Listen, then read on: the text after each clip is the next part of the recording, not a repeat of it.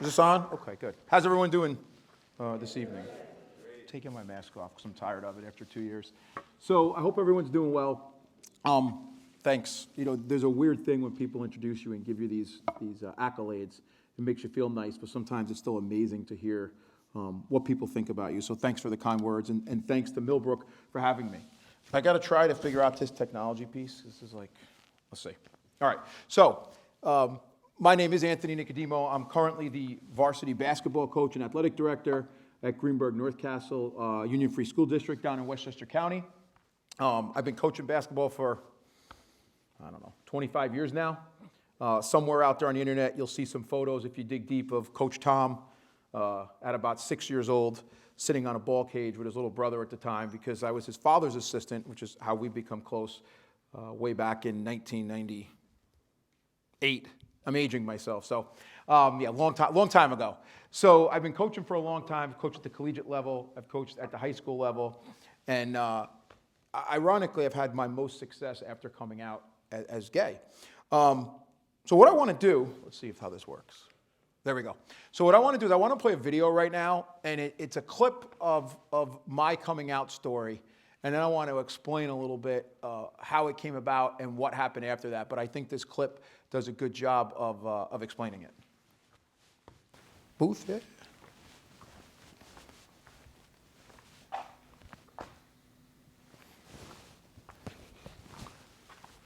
Monday marked the first summer workout for the Saunders boys varsity basketball team. And like always, Coach Anthony Nicodemo opened practice with a team meeting. But this one was quite different. Nicodemo didn't discuss X's and O's or the summer schedule. Instead, he divulged the secret he's been living with his entire life. So essentially, I said to him, there's going to be some media stories that are going to drop in the next couple of weeks about me being a gay high school basketball coach. Monday was the final piece of Nicodemo's coming out. Last week, he informed administrators of his homosexuality at Greenberg North Castle Schools, where he teaches.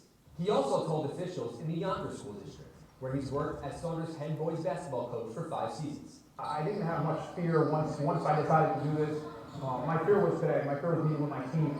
I've told you guys to be yourselves and be true and get out there and always be honest with yourself. And, like I said, the only person you can't con is yourself. And I've been trying to con myself for a long time, and I was certainly conning other people. 9 players and a handful of former players, parents, and coaches met in this classroom at Saunders High School on Monday before practice. A few current players spoke up in support of Nicodemo, enforcing one central theme. For Saunders basketball, nothing has changed.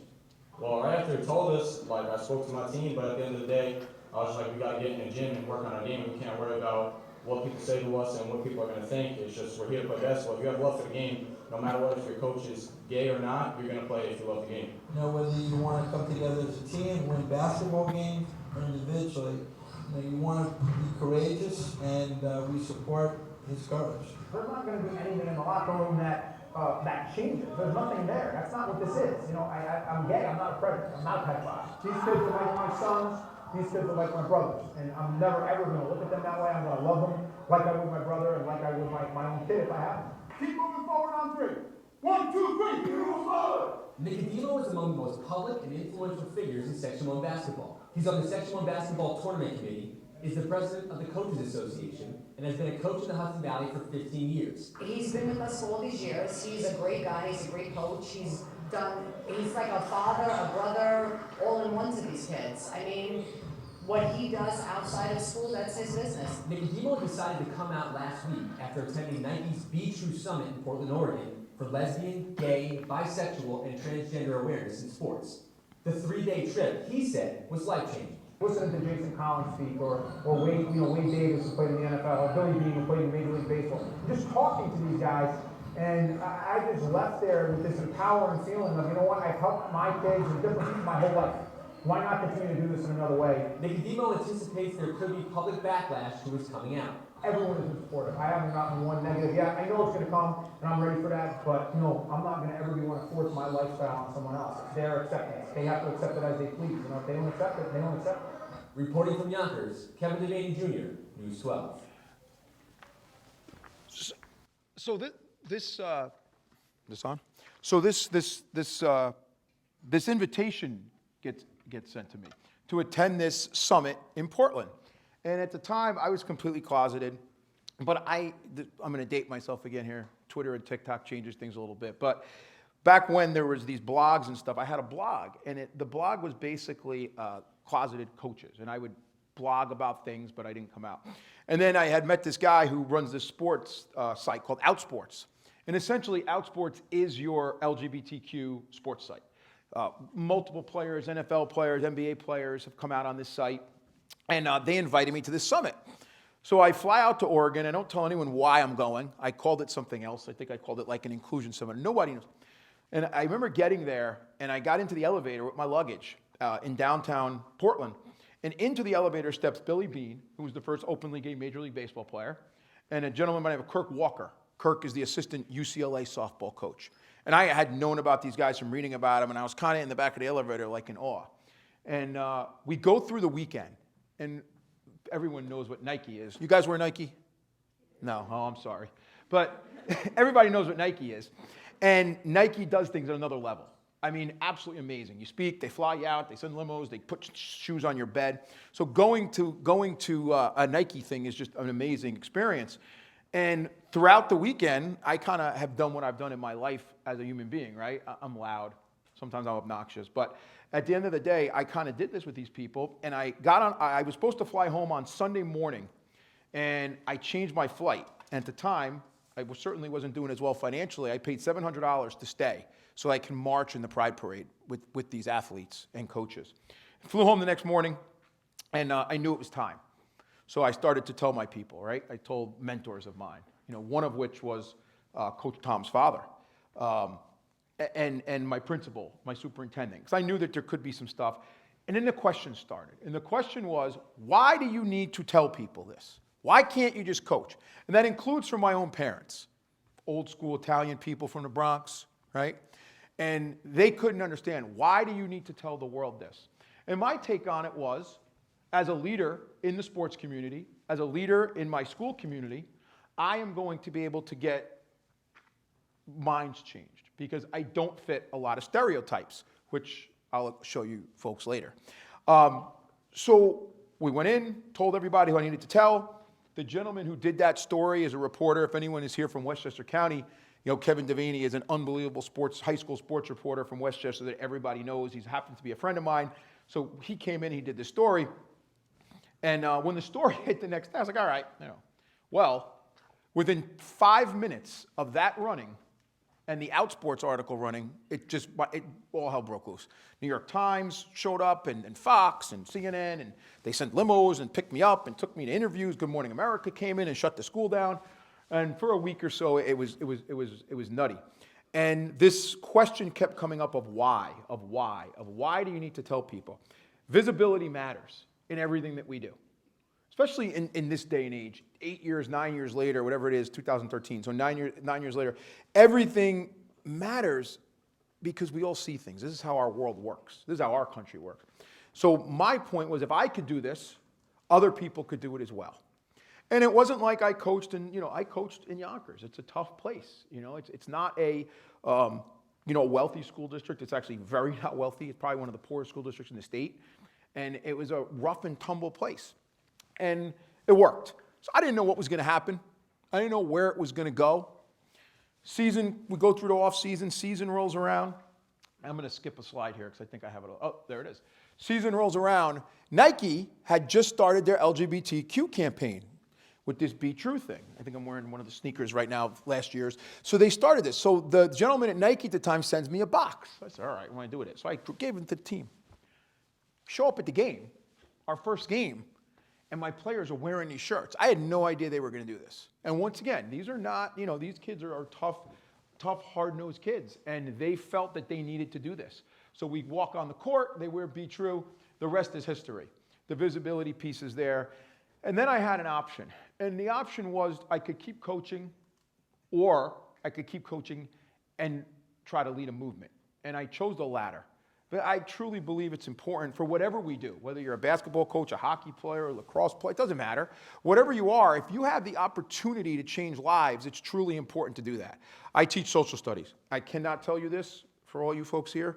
When you leave here, whatever college you're going to go to, find something that you enjoy doing. There is not one day that I get up and don't like going to work.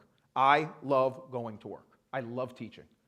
And, I have a brother who teaches. I don't think he loves it like I do. I have a sister. I don't think she loves it like I do. I love it. I was at school at 7 o'clock this morning. I went home, walked the dog, went back, ran basketball practice, and here I am tonight. And tomorrow I'm at school for a basketball game. I'm there on Thursday or Sunday, and this is what I do. Like, I love being part of this school community. And I happen to teach at a special education school, so we have some kids that are tough kids, tough to deal with. And once again, I really enjoy it. And I know that I have changed our school district, and I know I have changed things locally. After I came out, other coaches have come to me, they've come out. And now, at one point, in the little LGBTQ sports world, I was the guy. And now, I'm not the guy anymore because there's so many that have come out. I mean, it's not what it was anymore. Jason Collins came out in the NBA, and it was a big deal. Now people come out like, yeah, and? Oh, there's a gay athlete. It's just not the same, and that's a good thing. So I always like to say I've had the best years of my career after coming out. And the reason for that is because a weight was off my shoulder. I was able to be myself. If I was dating somebody, if I was going out on Friday night, I didn't have to lie. I remember I was in a fantasy football league when I was closeted with a bunch of gay guys who, yes, gay guys know a little bit about football, some of them. And I lost a bet to one of the guys in the third, lost the fantasy football game, and we were at a gay sports bar in New York City, and the loser had to buy a shot. Well, he put it on Facebook, and he tagged me at this bar.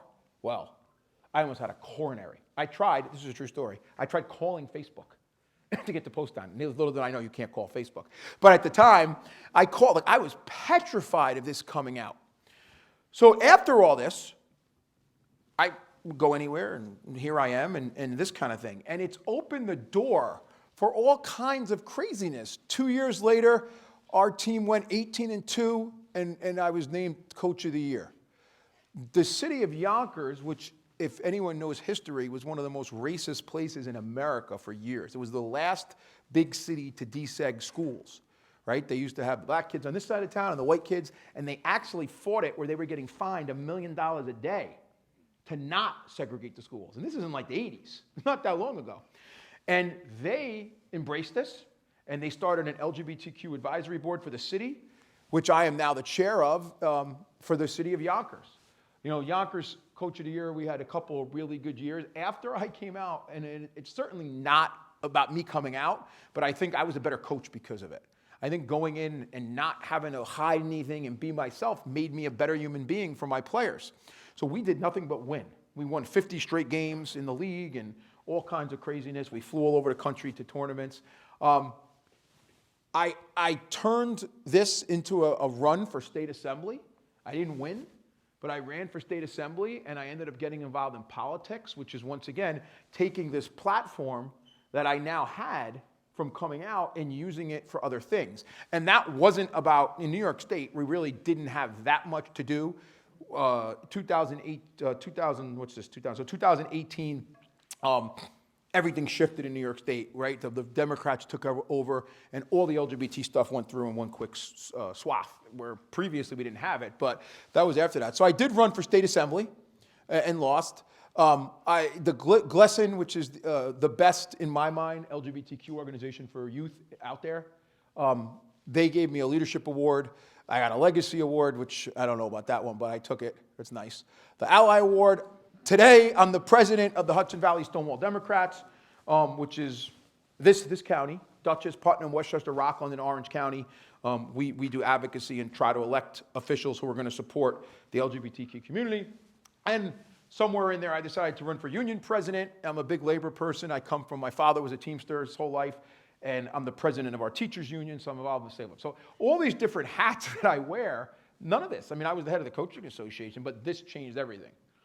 So now I have a responsibility, and Coach and I were talking about it. There was an incident Wednesday night or Thursday night out in Rockland County where there were racial slurs being chanted at a team, and it became a big news story today. And, that's something I jump all over, but as an athletic director now, I kind of try to stay in my lane, and I couldn't. I had to say something about it because I know that I have people that are looking to see what I'm going to say, and it's my responsibility to say this. I coach almost exclusively minority kids. you're making racial chants at my game, we got to have a problem. Game's going to end real quick, and then we could deal with it afterwards. And I commented on it. So I think it's important to not stay silent on these things. So enough about me, because I don't want to talk about myself all day. I put this together, and I kind of figured out, like, where do I want to go with this? And what do we want to talk about? And one of the things that I've learned, and understand, this is a journey for everybody as society changes. At that Nike summit, I befriended or became friends with a gentleman by the name of Chris Mosier. Chris Mosier is an Olympic transgender athlete. And I knew nothing about transgender people. Nothing. Like nothing. Like I said things that, forget it. If I said it now, I would be canceled. And I'm hanging out with this guy, and we're talking, and I'm saying things, and he's like looking at me like I have 9 heads, because I've never met a transgender person in my life. I didn't even, I saw the movies. And he educated me. And it took years for me to get to that point. And we get stuck in societal norms all the time. And this is an LGBT issue, but this ends up being a mental health issue in a lot of ways as well. Because society tells you you're supposed to get married. You're supposed to get married someone of the opposite sex, right? That's society. Go back, anyone who knows history, like 1950s, you're going to have your kids, you're going to have your white picket fence, you're going to have your one car. That's what it's supposed to be. You're supposed to have children. People who don't have children have a stigma. You don't realize it now, maybe at your age, but if you hit 40, 45, and you're married and straight, and you don't have kids, people are like, what's going on here? Why do they not have kids? Pets. You're supposed to have a house, right? You're supposed to have a home to go to. That's the white picket fence, the American dream, the history person in me. And then, of course, you're supposed to go to college. Something that I learned coaching at Saunders, which was one of the best trade schools in the country. My kids, a lot of them didn't go to college. They became electricians or whatever it was that they did, and they make a very good living doing this. So these norms are a problem for people. And they're a problem because it's not realistic. Because what is normal? There's probably someone in this audience that lives in a $10 million house. That's not normal to me. That's not normal to most of us. But to you, it's normal. To the person that goes home every night and doesn't have a parent with them, and they have to fight for food, that's normal to them. But the rest of us would look at it and go, oh my God, look at a terrible situation that is. So this is an important piece when we go back to the LGBTQ issue of not feeling normal. So why was I closeted for 35 years? I was closeted because I was afraid of what was going to happen. I was afraid that some crazy parent was going to come out and say, I don't want the gay guy in the locker room with my kid. Unfortunately, that's the reality of it. And that's what lots of people said when I came out, or the blogs, the newspaper, the tweets, the Facebook, whatever. But my kids were like, yeah, and. Like there was no change. There was no difference. Norms. That's not what we are. That's not what this is. So some people only love you fit into their box. Don't be afraid to disappoint. We can't put ourselves in a box. It's just not healthy, right? We talk now, and thank God, over the last couple of years, we've really focused on mental health issues across the board. And I think this is a big piece of this. We can't put ourselves in a box because none of us are alike. So it's important that we're able to look at each other and understand that everyone is going to be different, that there is no one mold of what we're supposed to be. Now, there are people out there who will tell you this is what it's supposed to be, right? You're supposed to be this, unfortunately. And today, in 2022, our country, I think, is divided as I don't say than we've ever been. I know people like to say that, but we did go through a civil war. But we're on opposite ends of the spectrum with each other in a lot of ways, this country, depending where you live and who you are, even locally here. You go to Westchester County, you go to Yonkers, and then you drive up to Yorktown, Carmel, Mahopac, and Putnam, and there's very different views of the way things should be. Everyone in here is wearing masks right now, right? Oh, go to some of these crazy school board meetings, and people are yelling and screaming about masks and take them off and freedom. So we're going to have differences, but this piece to me is really, really important. And when you're young, I think it's more of a struggle to understand it because as you get older, I don't give two shits what people say about me anymore. I just don't. Like, I go in, if I want to dress a certain way, if I want to do something, I don't care. You know, I'm at that point in my life, and I'm able to do that. However, I'm not going to be peer pressured or bullied at my point in my life. It's just not going to happen. But when you're young and you don't have the outlets, you can't get in your car and drive somewhere, you can't go away. That's what changes things. So it's really important to try to accept people for what they are at all times, because you don't know what somebody else's struggle is, you know? And you folks are smart enough. You know, I'm saying things that most of you folks probably know, but it's important to think about. So when you look at someone, you know, think about that box. And if you're one of these people who is feeling the need to you know, be one of these norms and to have these things, understand it's not necessarily there. You know, at 44, I make a nice living, I have a boat, I have a dog. But the bottom line is, you know, I might never have kids. Where when I was 20, right, I'm gonna get married, I'm gonna have kids. It's just not how the world works. And we can't let that change us and change our being in the way things are. It's really, really important. So think out of the box the best you can. So I want to play this video right now because it goes into the idea of the box and the idea of societal norms. And that is cliches, right? And everyone here has had them. And like I said, I have kids who I teach who are tough kids. They're court mandated. They're there because they did a crime, some of them, and the courts say you have to go to school. If you don't go to school, you're going to jail. And they come in all the time and they say, "You're not gay. I don't believe you're gay." I'm like, well, trust me, I'm pretty sure. But they, I don't know why. Because I wear, sneakers, or because I wear a sports coat, or whatever. I don't know what the hell they think. But this is how they think because of this. So let's roll this. It's kind of funny. You folks are going to kick out of it. Last season, Prada shoes at me, honey. Is that your natural hair color? Yeah, It's gorgeous. thank you. See, this is the color I want. This is Damien. He's almost too gay to function. Stand still, there's a spark in your hair. Get it. Hot stuff coming through. Dad, why did you bring me to a gay steel mill? I got you into those baskets. You were nothing but a housewife when I found you. I didn't mean that. I've always admired you. Being a housewife is the hardest job on the planet. You're never not at work. It's just, how did we get to this place? Tone, that sarcastic, contemptuous tone that means you know everything because you're a man and I know nothing because I'm a woman. You're not a woman. Oh, you bastard. You love me. You're not marrying me. Tom, I don't love you. No, I don't mean that as a threat. To be honest, I'm a little relieved you're going. What?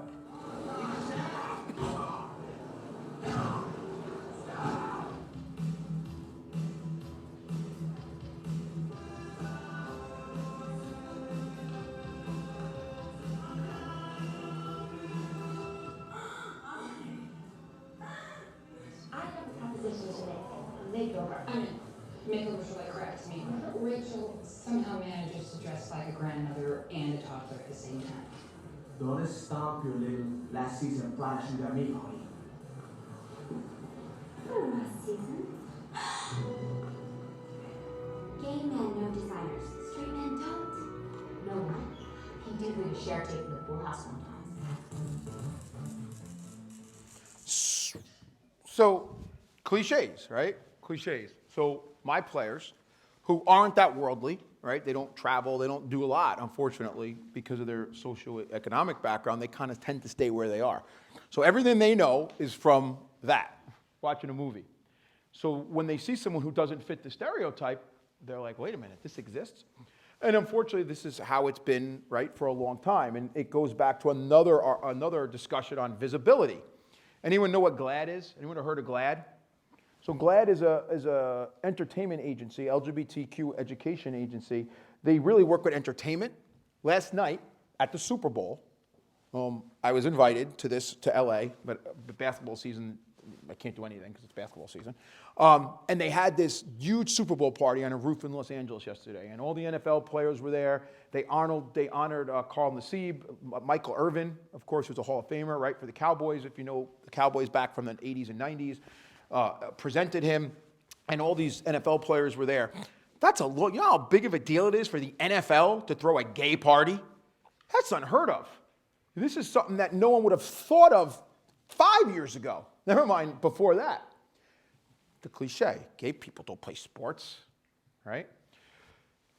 The idea of these particular stereotypes are harmful and dangerous in some ways, and it's why the visibility piece is important. What GLAAD does is GLAAD tries to get the networks to put more of these people in TV shows. Why? Well, so that the 12, 13, 14, 15-year-old kid that's sitting home sees people that look like them. That's important. It's important whether it's LGBTQ, whether it's racial, whether it's sexual, it doesn't matter. Seeing people like you matters. Okay? Barack Obama gets elected president. That was huge because African American people who have never seen a black president, right? Whoa, I could be president. That matters. And that's an important piece to understand, that you need to have these people. So what you've seen, and I'm sure you guys all watch streaming shows, and we were just talking about Euphoria. Did anyone watch Euphoria? That show's not, right? Well, look what's going on in that show, right? One of the main characters is trans. You didn't see that. And if you did see trans, Silence of the Lambs. Now, that person wasn't necessarily trans. That person wanted to be trans, is how that person was portrayed, right? The serial killer, but they were a serial killer. So we got its character, but they kill people and eat people. This was the reality of what people see with visibility. So these cliches matter. And now what you're seeing, if you watch some of these shows, and not all of them, like if you watch Queer Eye, that's not the best example because that's very stereotypical if you watch Queer Eye. But if you watch some of these shows, the gay men or the women, depending on what's happening, or the trans people, they present very normally. Because the bottom line, when I went to high school, I think we had one gay kid in the school, like a year older than me, one openly gay kid in the school, and no one talked about it. Like no one was. Ironically, there were tons of us, not tons, but this past November, I performed the ceremony. My best friend from high school got married. We grew up together, hung out together. We had no idea we were gay until our 10-year reunion. I had no idea he was gay. He had no idea I was gay, to our 10-year reunion. So think about all that time that we wasted as human beings, that we could have opened up to each other, shared things that we're having and feelings inside about, struggles, and we kept it inside. And then 10 years later, here we are, right? We're going skiing next weekend. We're going to Germany. In April, we've been to Barcelona. We've been to London. We've been to Italy. A whole group of us to travel. And those are wasted times. So regret plays into this too. I'm 44 now. I was 35 when I came out. And there's times where I sit back and I think about those first, 35 years of wasting who I was. And it's a terrible feeling. Visibility, not seeing people who were like me, being scared of being accepted. Media, doing a much better job now of this. But think about these cliches, because if I start going around the room and asking you to tell me something about a gay man, you're going to say all these things, right? Talks funny, has a lisp, knows how to dress, knows how to decorate their house. Stereotypes. Hopefully not a serial killer. But that's the harsh reality of it. So with that being said, look at all this. And I know sometimes people make fun of this, but LGBTQIAAP. So we've gone from having gay people, that's what gay, to having gay people and lesbians, okay. Well, now we have LGBTQIAAP. Sometimes I come in, Glisten gives me this bag sometimes, and they have all these flags. The kids will come in and be like, what's this flag? I'm like, I have no idea. There's like 17,000 flags. And there's nothing wrong with that. It's people identifying in different ways. Who am I to judge how someone? Back to the box. If someone wants to identify a certain way, what the hell do I care how they identify? Good for you. So look at it. Lesbian, a woman who is primarily attracted to women, right? We know that one. Gay, we know bisexual. Bisexual is an interesting one too. One of my best friends was the first open, I gotta say it right, because I always say openly gay, but he was the first open NCAA football player. He was like my little brother. He actually moved here from Washington to be my campaign manager when I ran for assembly. His story was 1,000 times bigger than mine. I mean, monstrous. And it goes back to the media. He was a little younger. He was a freshman in college. He was an attractive young man, right? He had a boyfriend. And his story was huge. He was bi. And he'll tell you, if he was standing here with me, how that's a whole nother struggle. Because, Bi's not a thing. Can't be bi. You got to be one or the other. Hit the box. Maybe you can. Our bodies are funny how we're born. Maybe you can like men and women. So there's bi. Transgender, a person, I can't even read that. I don't have good eyes. A person whose gender identity differs from that assigned at birth. I'm going to get to trans in a minute because that is the most difficult thing out there. If you see a transgender, that struggle is something that I wouldn't want anyone. It's a real struggle. And I think we need to understand that. And it's a new wave. It's still new to a lot of people. And unfortunately now politically, it's become a fight. And it shouldn't be. And that's a whole other story with the transgender piece. Transsexual, a lot of times you'll hear people say transsexual, transgender. But look what it says. An outdated term that originated in the medical and psychological communities for people who have permanently changed their gender. So don't say transsexual. Bad. Don't say that. It's transgender. But you'll hear older people, your parents, that person was a transsexual. Listen, older people have a lot to learn and they're fixed in their ways sometimes, so you got to help them along the way. But your parents say transsexual, tell them transgender. Queer, another one that's much more common now. It's an umbrella term. Gay, I'm queer. Okay, that's kind of a new one. Questioning the process of what you are. You're still figuring it out where you're going to be. Intersex, an individual whose sexual anatomy or chromosomes do not fit with traditional markers of female and male. Okay, ally, generally a straight person is an ally who supports the community, right? This person's a terrific ally. Even though one time I got an ally award from an LGBTQ award, it made no sense how I was an ally, but they called it the Ally Award, so I took it because it looks nice. It's crystal. Asexual, an individual who generally does not feel sexual desire or attraction to any group of people. And then pansexual, which is kind of one of the more popular ones now, I guess you could say. A person who experiences sexual, romantic, physical, and spiritual attraction to members of all gender identities or expressions, not just people who fit into the standard gender binary. So into everything, into queer, into transgenders, into bisexuals, all these different things. So all these different things exist. So if you struggle with change as they add this, people go crazy. I think 2 years ago, right before the pandemic, they added colors to the pride flag, to the LGBTQ pride flag. And they added black and brown. Let me tell you something. These gay people went crazy. They're all screaming and yelling, and I'm like, who cares? Who cares? They added it specifically for minorities. So I'm like, that's a great thing. I don't care what it's an LGBTQ flag.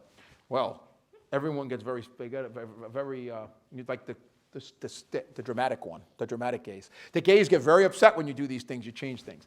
But this is it. We're a changing community as well. The same way our country is changing, the same way Millbrook Prep is changing, the same way Dutchess County is changing.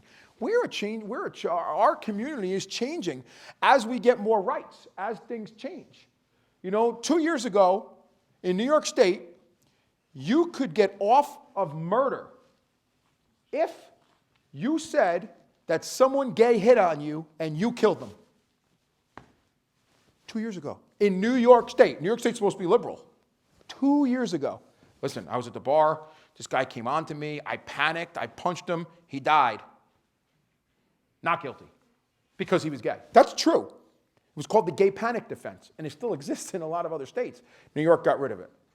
2 years ago in New York State, parents could send you away to camp, right? Pray the gay away, beat the hell out of you, all these other things that they did to try to make the gay go away. That was legal in New York State. So our community is changing and we're getting new things and we're adding things in here and we're not putting ourselves in a box. See that theme of a box? This is a genderbread person. What the hell is a genderbread? Well, a genderbread has no sex. That's why it's there. So there's a unicorn that they use too, but I like the genderbread because I like to eat cookies. Even though you'll notice that I am a little bit smaller than I was in the video, thank God, because I don't know how much, if I'd be standing here if I wasn't a little smaller than that. So I like to use this, and I use this all the time, because it breaks down things when people have questions. There's 4 parts to this gender person. Gender identity. Are you a man or are you a woman? Gender identity. How do you identify? So I don't know if they do that here or not, but I know a lot of places, right? He, she, he, him, his, she, hers. That's the new thing. When I'm on a Zoom, right, over the pandemic, people have that on there. At NYSIT, which is the New York State Union of Teachers, the biggest teachers union in the country, at a state level, everything we do has to have your gender identity on it. Because it's a respect factor. We want to know how to address people. Not that you will notice, but I use the word folks when I address people. This is something new that I started. I never would have done this before when I was younger, but I use the word folks because I don't want to call somebody who doesn't want to be called, hey guys, when there's women in the room, because that's very misogynistic.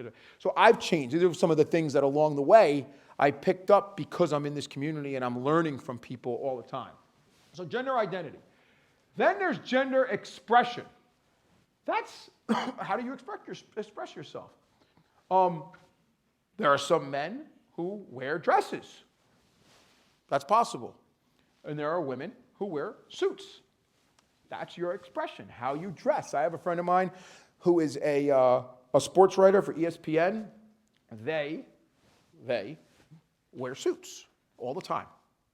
Their gender expression is very much masculine, even though they're a woman.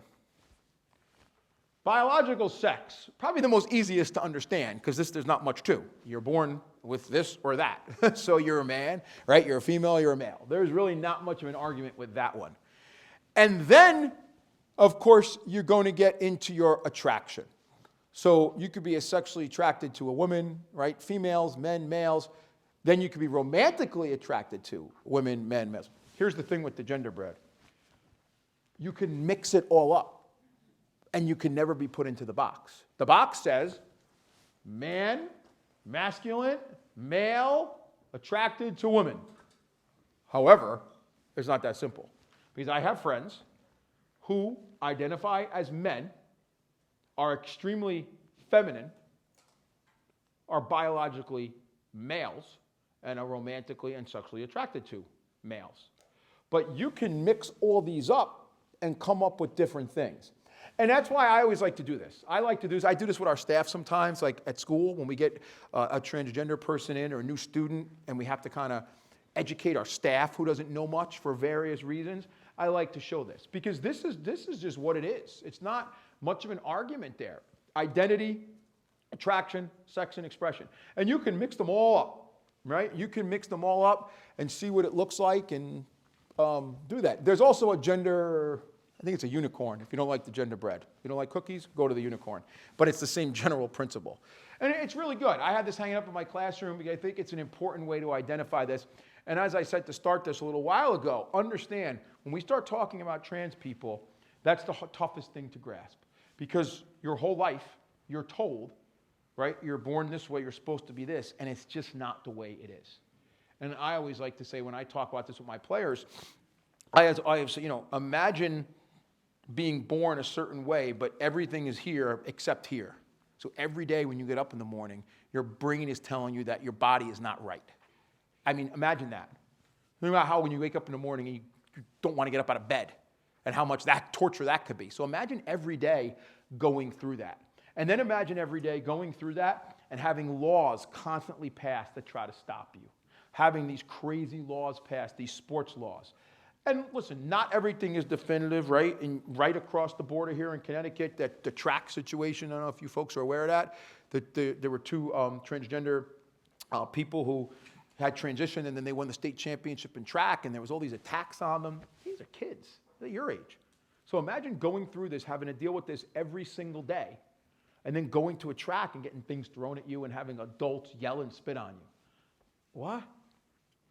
There's some crazy stuff going on out there. And unfortunately, I think we're in better hands with you folks than we are us. And I say us, my age, because I think you folks are much more accepting than my age, and even though we're more accepting than my parents.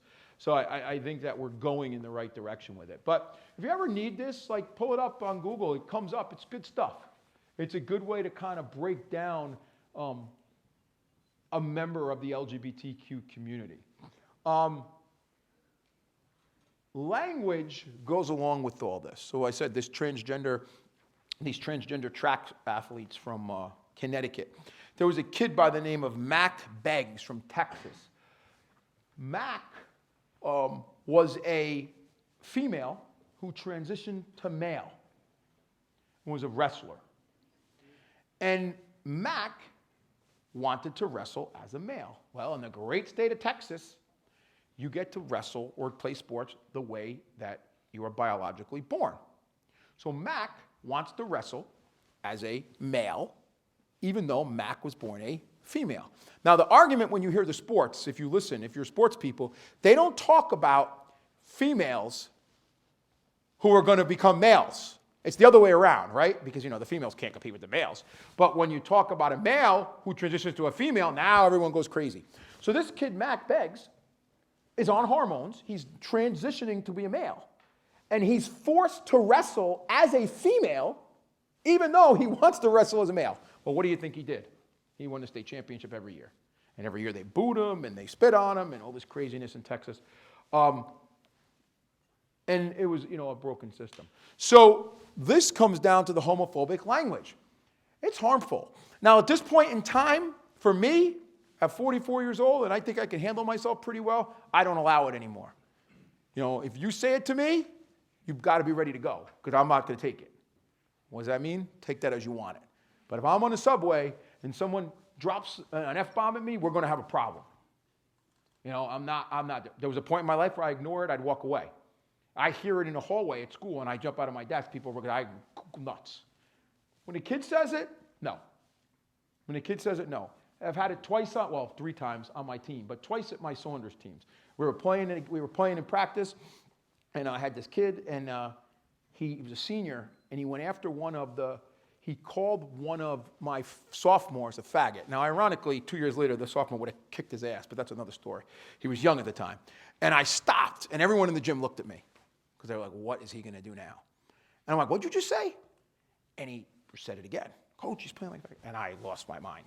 Now, part of it, I lost my mind because I wanted to make an act out of it and scare the kid. But I felt he said it to hurt this kid. He was trying to hurt another one of my players. And that was not going to be allowed. 2 years later, the kid that he said it to said it in practice. And he said it not trying to hurt somebody. He said it kind of like culturally. Like, oh. And everyone stopped again and looked at me. And I looked at him, and I'm like, Key, really? Coach, my bad. We moved on. Because there are mistakes, especially when you're young. When you're young, you make mistakes. That's what happens all the time. Coach and I were just talking about it before. Like, I have kids. If I told you the stories, what some of my basketball players do, you guys are like, what? You have no idea. Maybe you do. But at the end of the day, like, kids make mistakes. That's okay. It's okay to make mistakes. It's okay to ask questions. But you can't try to hurt somebody. It's not a good thing. So can you hit that website?